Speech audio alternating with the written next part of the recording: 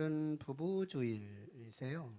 부부주일인데 참 각 가정마다 우리 가정이 건강하기를 바라면서 또 우리 부부들을 좀 격려하는 그런 마음으로 또 우리 미혼자나 또 어떤 모습이든 장차 혹시 새 가정이 생길 것을 소망하면서 또 거기에 따른 좋은 은혜가 임하기를 기대하면서 우리 격려의 박수 같이 하겠습니다.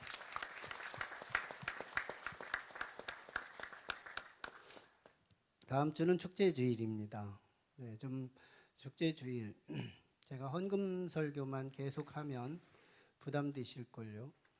또 뭐 다른 부분만 제가 강조해도 문제가 될 겁니다. 아마 교회가 가장 강조해도 지나치지 않는 하나가 있으니 그게 바로 영혼 구원이에요. 영혼에 대해서 관심하고 그것이 하나의 농사 짓듯이 한 시즌을 가지고 함께 소그룹으로 또는 공동체로 영혼을 관리하고 또 주님께로 인도하는 이 사역은 교회만이 할 수 있는 사역이죠. 땅에 살면서 영원한 천국을 내다보게 하는 비전의 산실, 이게 교회의 몫이고 교회의 목적입니다. 이 부분에 대해서 사실은 우리가 부담이 필요해요. 부담, 내 가슴에 축제주일인지 아닌지 덤덤하거나 부담이 없다면 우리는 하나님 앞에서 지금 하나님과 나와의 상관없는 삶을 살고 있는지도 모릅니다. 정말 사명은 부담으로부터 출발해요. 내게 부담이 있어야 사명을 감당할 수 있습니다. 그래서 우리 가장 가까이 우리 배우자들, 부부주일이니까, 그리고 또 우리의 가족, 자녀들, 부모님, 또 우리의 직장의 동료들, 그리고 우리의 지인들, 친구들, 할 것 없이 옛날에 신앙생활 하다가 그만둔 이웃들, 또 지난 2년 반 전에 코로나 이전에는 교회를 다녔는데 교회를 다니지 못하는 분이 한 100여 분이 넘습니다. 참 이렇게 많은 영혼들이 이 시즌에 상실되었는데 그들을 새가족처럼 인도하셔서 전도의 목표를 가지고 함께 인도했으면 좋겠어요. 무엇보다 축제주일에는 결석 없는 주일을 좀 권면하고 하는데 정확하게 축제주일에는 내가 아무도 못 데리고 오는 마당에 부담되니까 아예 나도 안 오겠다 하는 분이 매 축제주일마다 아주 반복적이고 습관적으로 하는 분이 계세요. 참 이게 안 보이면 참 좋겠는데 그게 보인다는 것이 문제입니다. 그러니까 우리가 같이 선한 일이 아니고 좀 나쁜 일을 독려했다면 그렇게 하는 것도 또 하나의 수단이겠지만 좋은 일을 권면하는 그 일에 함께 부담을 갖고 함께 세워갈 수 있다면 아마 하나님은 기억할 것을 기도합니다. 우리 인사 나누겠습니다. 잘 될 것입니다. 걱정하지 마십시오. 잘 될 것입니다. 네, 하나님이 있습니다.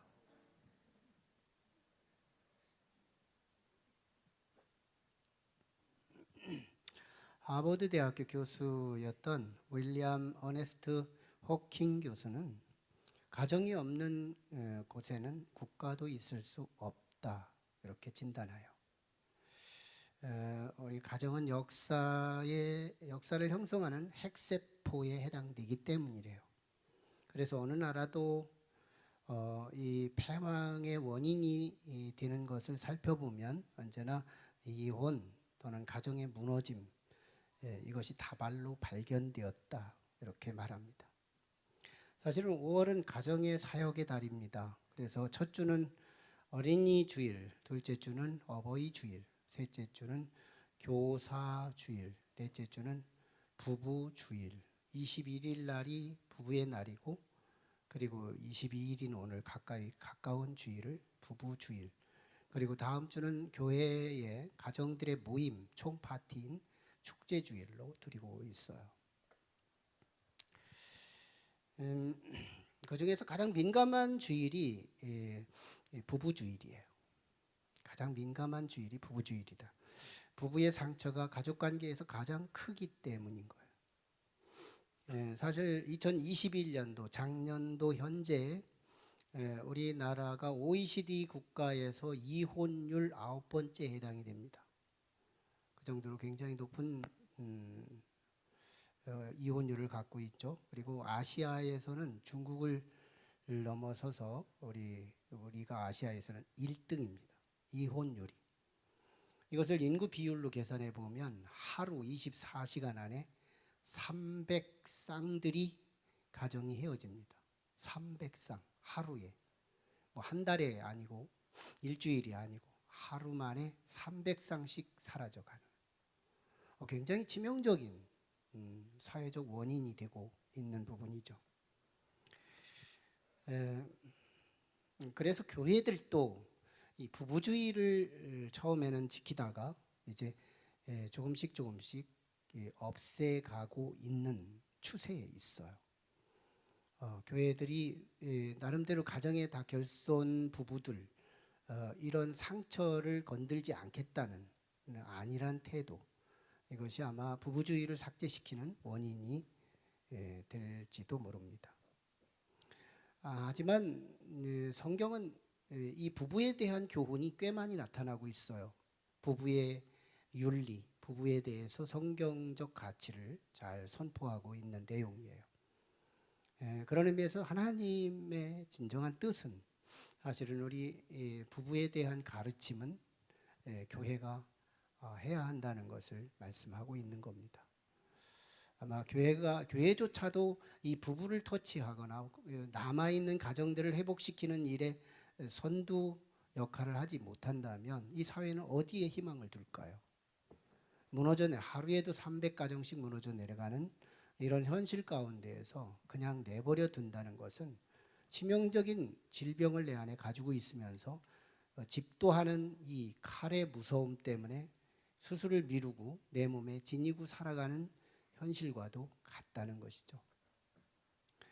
그래서 힘들고 어렵더라도 사실은 나는 싱글이고 미혼이며 또는 가정이 이미 무너진 가정의 한 주역으로서 해당되지 않는다고 생각을 할 수 있지만 사실은 오늘 이 부부주의를 통해서 반드시 부부만 부부가 아니라 우리 인간은 누구나 누군가의 파트너 때문에 내가 살아가고 있다는 현실까지를 생각해서 미혼자 싱글, 이미 이혼자 싱글들이 있다 하더라도 장차의 희망, 하나의 누군가의 나의 파트너 때문에 내가 살아가고 있는 이 현실을 인정할 수 있다면 이 파트너 관리, 그리고 부부 관리, 그리고 앞으로 생겨질 가정에 대한 예비 지식, 이런 여러 가지 상황들을 생각하며 우리는 미리 예비 지식으로 삼아서 누구나 어느 사람이나 해당되는 말씀으로 우리가 은혜를 입을 수 있다는 것입니다. 그래서 오늘은 좀 중화된 표현으로 부부라는 용어를 피하고 둘이 하나 되기라는 일반적인 주제를 제가 가지고 이 부부주의 말씀을 대신하고자 합니다. 태초에 하나님은 천지를 창조하셨어요. 하나님께서 천지를 창조하실 때 공허하고 혼돈이 가득했을 때 사람을 창조했다면 아마 산지옥이었을 거예요. 근데 창조의 순서가 모든 복지, 모든 인프라를 먼저 구성하고 가장 소중한 존재를 가장 최후에 창조하신 것은 창조의 은총이며 섭리입니다. 거기에 사람을 만드세요. 아담이라고 하는 사람을 만드셨을 때 하나님은 그 아담을 내다보면서 만족은 하기는 한데 2%가 부족한 아담을 발견합니다. 그래서 하나님은 옆에 하와 하나를 갈비뼈를 빼서 아담의 갈비뼈를 빼서 하와를 만들죠. 그리고 아담에게 이끌어다 줍니다. 아담에게 인도해요. 그랬더니 아담이 고백하기를 이보다 더 진한 고백, 사랑의 러브 고백이 없어요. 이는 내 뼈 중에 뼈요 살 중에 살이다. 엄청난 고백을 쏟아냅니다. 이렇게 창조가 완성되었을 때 하나님은 창조에 대해서 총평하게 돼요. 총평. 뭐라고 하느냐면 보시기에 심히 좋았더라. 한 가정이 태동되고 한 가정이 생겨난 에덴 동산의 이 가정을 보며 하나님은 심히 좋았더라. 오늘 이 가정들이 무너져가는 현실 시국 속에서 우리는 하나님이 심히 좋았다는 한 가정을 주목하면서 회복의 소망을 가지고 오늘 말씀을 경청하기를 바랍니다. 하나님은 아담을 위해서 하와를 만드시고 이 하와를 다른 별칭을 사용해요. 그게 바로 배필입니다. 이 배필이라는 말은 돕는 자라는 말이죠. 돕는 자. 이건 원리예요. 이건 진리에 해당됩니다. 이것은 또 다른 말로 사람은 누구나 혼자 살 수 없다. 창조적 선포입니다. 사람은 누구나 혼자 살 수 없다. 그래서 하나님은 부부로 살게 하시지만 반드시 부부로 살라는 규정은 없습니다. 바울도 혼자 살았고 예수님도 혼자 살았습니다. 그러나 혼자가 아니라는 사실이에요. 내가 혼자 살고 있는 것 같지만 미혼자들은 부모가 나의 파트너가 되어서 내가 가정생활을 하고 삽니다. 이미 가정이 무너져서 혼자 살고 있다 하더라도 누군가의 파트너 때문에 나는 오늘 살아가고 있는 거예요. 오늘 우리는 누구나 혼자 살 수 없다는 이 엄연한 창조 선포를 신뢰해야 돼요. 나는 혼자 살 수 없다. 너무너무 소중한 선포죠. 자, 그래서 우리는 이 둘의 관계의 소중함을 발견하게 되는 건데요. 둘의 관계, 아담과 하와의 관계를 좀 더 깊게 들어가 보겠습니다. 아담이 하와를 처음 만났을 때 아담의 고백을 다시 한번 주목하는데요. 이는 내 뼈 중에 뼈요 살 중에 살이라. 너무너무 진한 사랑의 고백을 드러냈는데요. 이 말을 다른 말로 하면 너는 나다 라는 표현입니다. 너와 나 1인칭과 2인칭이 구별되지 않는 관계, 이것이 에덴 동산의 최고로 하나님이 보시기에 심히 좋았던 그 가정, 그 가정의 사랑의 DNA였어요. 너무너무 좋은 가정, 사랑의 가정. 1인칭과 2인칭이 구별되지 않아요. 그래서 이 가정이 이런 진한 고백을 할 수 있기까지 그 원인이 무엇일까를 규명하는 건 굉장히 중요한 부분인데요. 왜 이런 아주 끈덕한 이 사랑의 고백을 할 수 있었을까? 그것을 알고 보면 다름, 차이에서 발견됩니다. 너와 나 사이의 다름이죠. 아담의 입장에서 하와를 보면 나하고 너무 차이가 나는 거예요. 아담은 머리가 짧다면 하와는 머리가 길고, 아담의 피부는 거칠다면 하와의 피부는 고와요. 아담의 몸은 울퉁불퉁했다면 하와는 아담하면서도 곡선이 있어요. 목소리도 다르고 표정도 다르고 생각도 다르고, 다른 이 모습, 아침에 봐도 신기하고 저녁에 봐도 다시 신기하고 내일 봐도 또 신기한 존재, 다르기에 보고 싶어지는 관계, 아무리 봐도 매력스러운 관계, 나에게서는 발견할 수 없는 고무적인 새로움이 발견되는 상대자, 이 사람이 배우자였던 거예요. 에덴 동산에 이 너는 뼈 중에 뼈요 살 중에 살이라고 하는 너와 나의 인칭이 구별되지 않는 이 관계의 사랑의 원인은 차이에서 있었다는 거예요. 문제는 아담의 고백이 변질된다는 겁니다.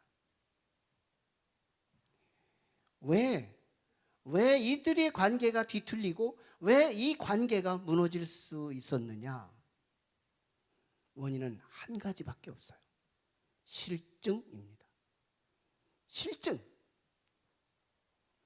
그럴 것이, 우리는 똑같은 것이 아무리 좋더라도, 좋은 말이라도 계속해서 그 소리를 들으면 실증 나는 것처럼, 아무리 아름다운 것이라도 또 보고 또 보고 또 보고를 10년 20년을 한다면 실증 날 수밖에 없는 것처럼, 우리는 반복에 실증할 수밖에 없는 감정 구조를 갖고 있다는 거예요.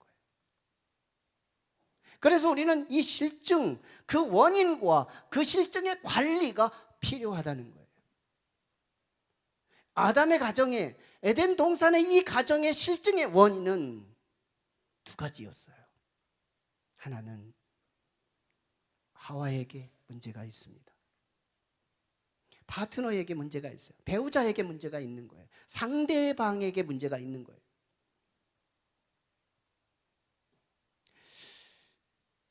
계속해서 변화 없는 그 모습을 반복해서 보여줄 때 상대방은 실증 나게 돼 있어요. 이건 베이직한 기초예요. 실증의 기초. 실증의 기초는 파트너가 일으키고 있다는 거예요. 근데 실증에 휘발유를 뿌리는 존재가 하나 더 있으니 그게 직장의 동료의 이성입니다. 그는 언제나 화장한 채로 나를 만나요. 그리고 새 옷을 입은 채로 나를 만나요. 언제나 새로움으로, 내 아내에게서 발견되지 못하는 새로움으로, 어제와 오늘이 컬러가 다르고 화장의 향기가 달라요. 이것은 휘발유를 뿌려주는 관계예요. 그러지 않아도 실증나는데 다른 이성이 나에게 꼬드겨주는 이 관계 속에서 나는 실증의 액션을 드러내게 되더라는 거예요. 그래서 한 가정이 무너지고 파괴되기 시작하더라는 거예요. 이것이 가정의 이혼 역사이고 이것이 무너짐의 가장 근본의 원인이 되더라는 겁니다. 그래서 결국 우리 존 그레이라고 하는 사람은 화성에서 온 남자, 금성에서 온 여자라는 이 책을 통해서 남자와 여자의 근본적인 차이를 다루고 있어요. 사람이 서로 간에 다른 문화 속에 살다가 어느 날 만났을 때 서로 이 다름 때문에 매력을 느끼지만 결국은 이 다름 때문에 헤어지게 된다는 것을 진단합니다. 그러면서 남자의 캐릭터와 여성의 캐릭터를 정확하게 진단해 줘요. 남자는 무엇이 터치될 때 언제나 자신의 힘을 얻을 수 있고 여성은 어떤 부분을 터치할 때 힘을 얻는지를 진단해 줍니다. 남자는 힘, 권위 이런 부분이 터치될 때 남자로서의 자존감이 회복이 되면서 언제나 살만한 힘을 공급받는 거지만 여성은 언제나 사랑에 대해서 민감해서 사랑에 대한 확인이 되지 않을 때 언제나 실증할 수 있다는 점을 지적해요. 한 아버지가 아들로부터 전화를 받아요. 아들은 최고의 학부를 나오고 그리고 취직을 했는데 서울로 취직이 돼서 직장 생활을 하면서 한 여성을 만납니다. 그리고 아버지에게 전화를 해서 아버지에게 여자친구가 생겼다는 이 얘기를 해요. 그때 스피커폰을 켜놓고 엄마도 옆에서 듣습니다. 아빠가 말하는 거예요. 여자친구 생겼다고 축하한다. 결혼은 행복한 거야. 결혼은 둘이 사는 게 얼마나 행복한지 아니? 너도 행복한 부부로 살기를 바란다 하고 축하를 해요. 그때 옆에 스피커폰으로 듣던 아내가 흐뭇한 마음으로 부엌으로 들어가요. 그때 아버지는 다시 아들에게 전화합니다. 아들아, 엄마한테 조금 전에 엄마가 같이 듣고 있어서 내가 그렇게 말했지만 취소다. 결혼은 사랑의 무덤이야. 그때부터 너는 지옥인 거야. 빨리 헤어져. 우스갯소리를 만들어낸 이야기인 줄 압니다. 오늘날 아버지들이 무너지고 있는 거예요. 아버지들의 권위가 실추되고 있는 거예요. 아버지들의 힘이 인정받지 못하는 거예요. 한 가정의 아내가 직장에서 바쁘게 일하는 남편에게 전화가 왔대요. 여보, 내가 문제를 낼 테니까 맞춰볼래요? 무슨 문제인데, 둘이 살았는데요, 하나는 사랑해요고 하나는 안 사랑해요. 이 사랑해요와 안 사랑해요가 살고 있었는데 하나인 안 사랑해요가 죽었어요. 그러면 누가 살았을까요? 이 아내는 남편에게 사랑해요 소리를 듣고 싶었던 거예요. 그랬더니 시잘데기 없는 소리로 전화해서 바빠 죽겠는데 하고 뚝 끊어버리고 말더라는 거예요. 여성들은 언제나 남성에게서 사랑을 확인하고 싶어요. 그것이 비단 말이라고 하더라도. 그런데도 오늘날 우리의 가정에서 아내들에게 사랑을 확인시키지 못하고 있는 우리의 현실, 남성들에게 그 힘을 인정받지 못하는 우리의 가정, 이것이 에덴 동산의 그 가정과 별반 다르지 않더라는 거예요. 아담이 변질된 이후에 하와를 향하여 한 고백이 그 증거가 돼요. 나중에 아담의 그 고백은 정반대로 바뀝니다. 선악과를 따먹고 하나님께 들켰던 아담은 이렇게 말해요. 하나님이 주셔서 내게 함께 하게 하신 그 여자가 내게 열매를 줌으로 내가 먹었나이다. 갑작스럽게 1인칭과 2인칭이 구별되지 않던 두 사람의 관계가 갑자기 3인칭으로 바뀝니다. 사물로 바뀌어요. 절대 타자로 바뀌어버리는 거예요. 한마디로 이렇게 바뀐 그 원인은 죄 때문이었다. 가정에 죄가 들어온 거예요. 그런데 이 죄는 둘이 저질렀다는 거예요. 아내의 죄, 남편의 죄가 함께 믹서되면서 이 아담의 이 3인칭으로 바뀌어진 고백으로 추락했다는 겁니다. 먼저 아내의 죄를 생각해요. 사실은 아내인 하와가 선악과를 따먹었다고 하지만 선악과만 따먹은 것이 정확할 수 있을까요? 하와는 언제나 눈을 뜨면 유실수로 가는 겁니다. 에덴 동산에 수많은 과일 나무가 많았다고 쓰여 있잖아요. 거기서 이 과일도 따다가 남편 주고 저 과일도 따다가 남편 주고 그 과일도 따다가 남편 주는 과정에 선악과도 따다 준 거예요. 이걸 현대화시키면 결국은 남편을 누가 먹여 살렸다는 말이에요? 하와가 먹여 살린 거예요. 또 다르게 표현하면 경제권을 여성이 쥐고 있다는 거예요. 경제권이 여성에게 쥐어 돌아가니까 이게 남성들이 늘 게을러지고 자기 개발되지 못하고 이러는 과정 속에서 결국은 이 남성에 대해서 존경감이 사라지더라는 거예요. 나름대로 이 경제권이 남성에게 있을 때 이 남성이 없으면 나는 죽음, 이것이 생각이 들 수 있을 때 그 남성은 직장에서 진급할 때마다 직장에서 지위가 높아지고 수입원이 높아질 때마다 존경감이 생겨날 건데 남편이 아무것도 아닌 거예요. 남편이 아무것도 아닌 거예요. 그런 과정 속에서 우리는 이 아내의 죄가 남편에 대한 존중이 사라졌다는 것. 아담의 죄도 생각해 봐요. 아담은 하와를 사랑하는 의무가 있었어요. 사랑이라는 건 말만 하는 게 아니에요. 사랑은 선물이 따르고 사랑은 물질이 따르는 거예요.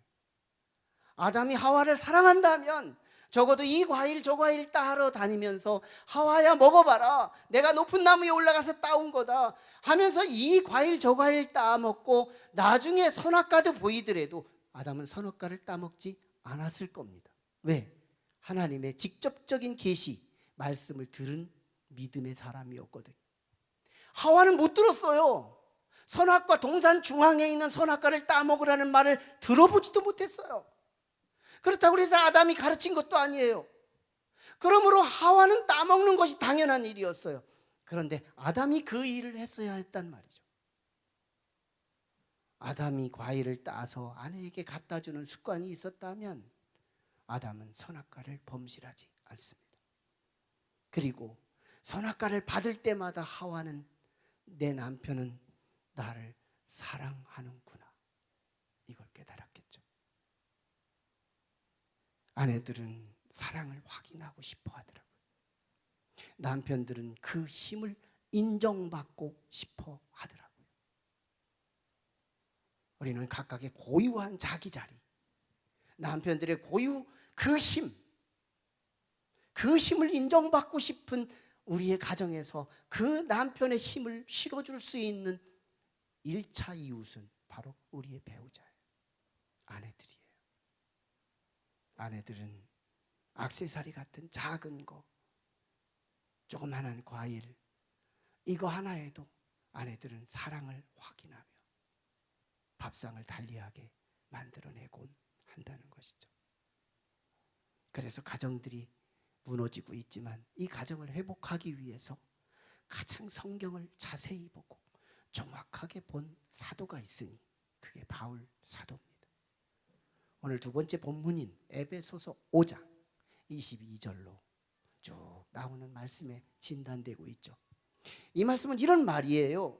아내의 복종과 남편의 사랑, 모든 아내들이여 남편을 존경하라, 모든 남편들이여 아내를 사랑하라.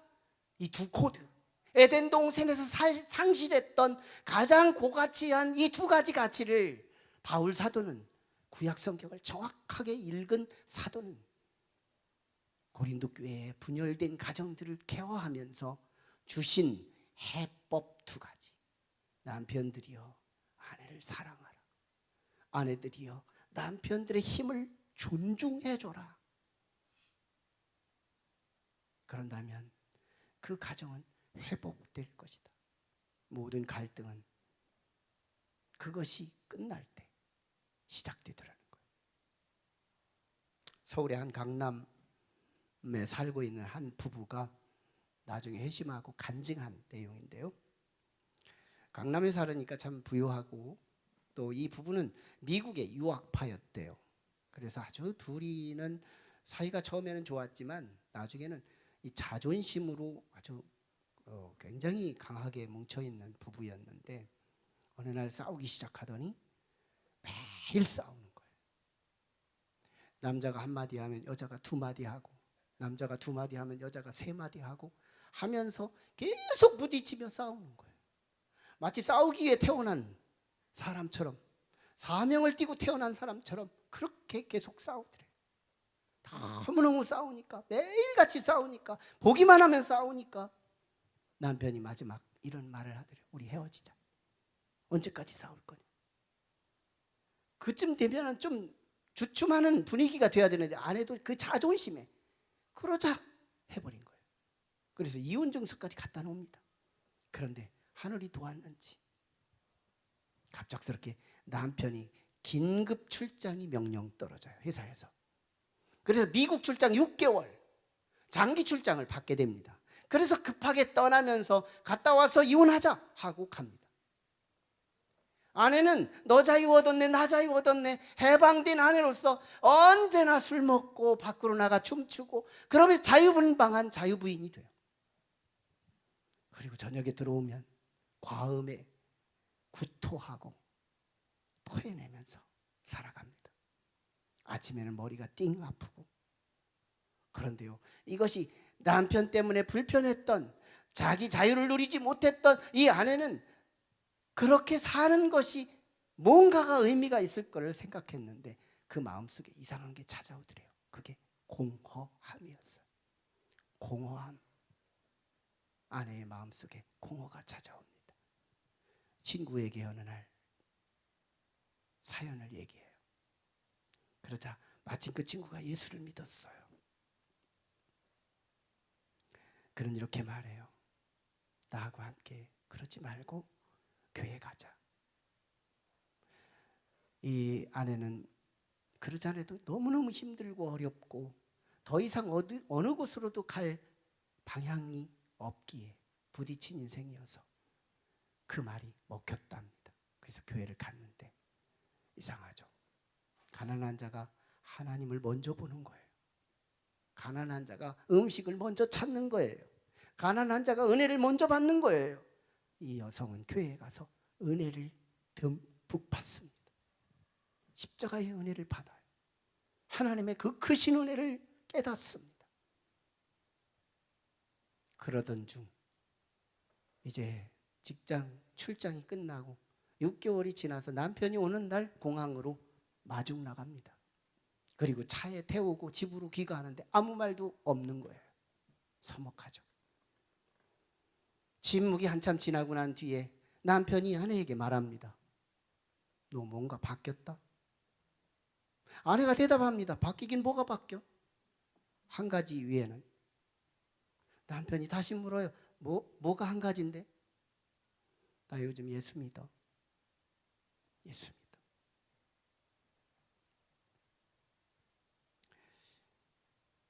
그러자 남편이 말하기 시작합니다. 당신의 눈동자가 바뀌었어. 눈꼬리도 바뀌었어.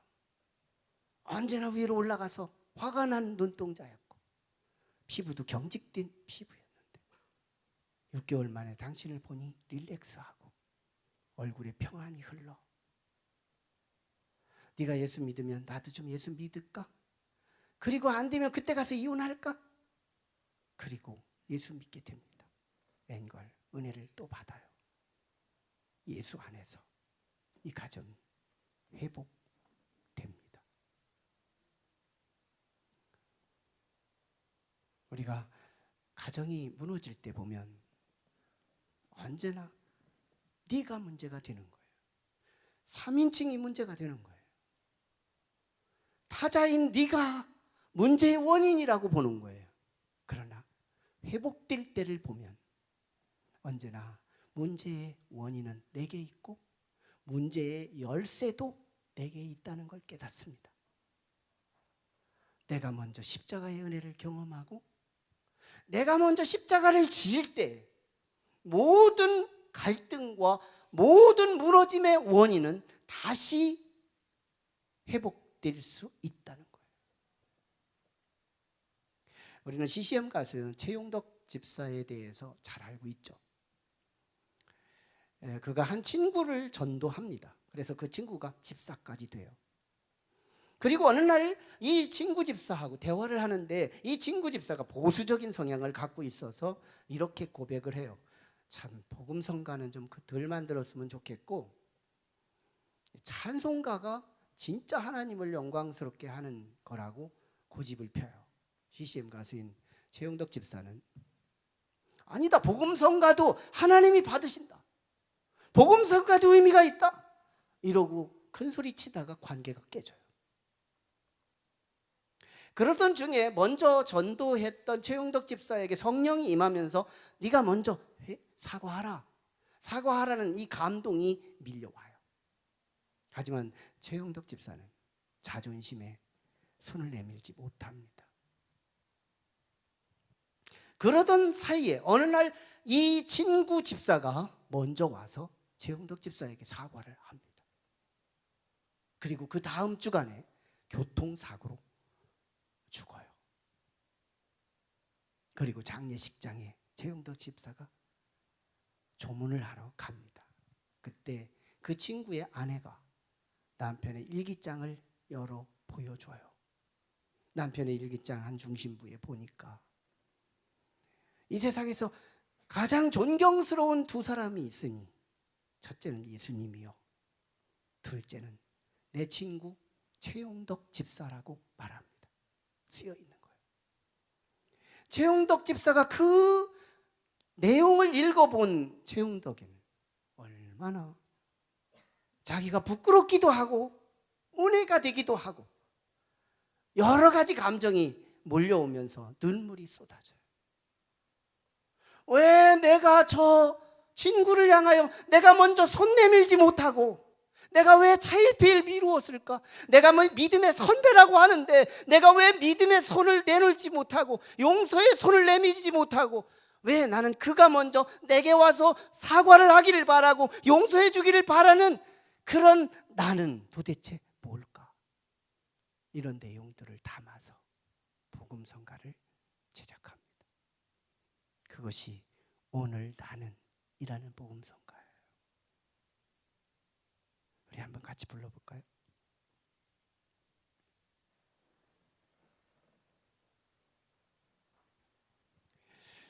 최영덕 집사의 개인적인 사정이 담겨진 복음성가예요.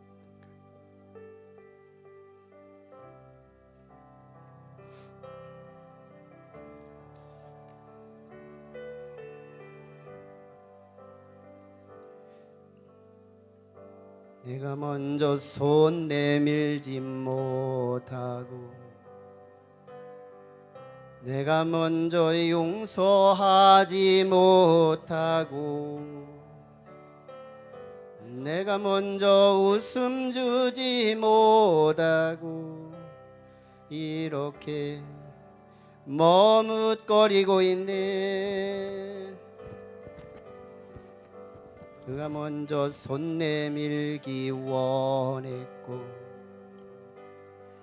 그가 먼저 용서하길 원했고 그가 먼저 웃음 주길 원했네.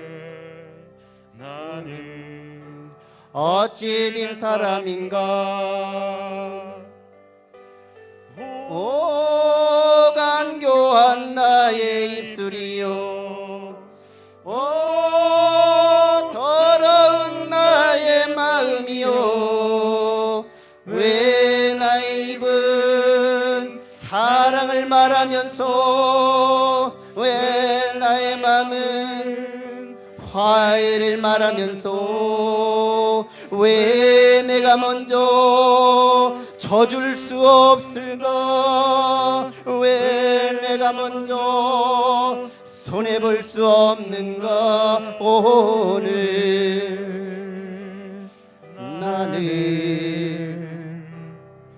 오늘 나는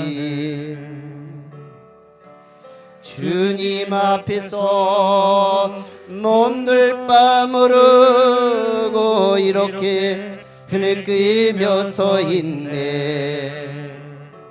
어찌할 수 없는 이 맘을 주님께 맡긴 채로.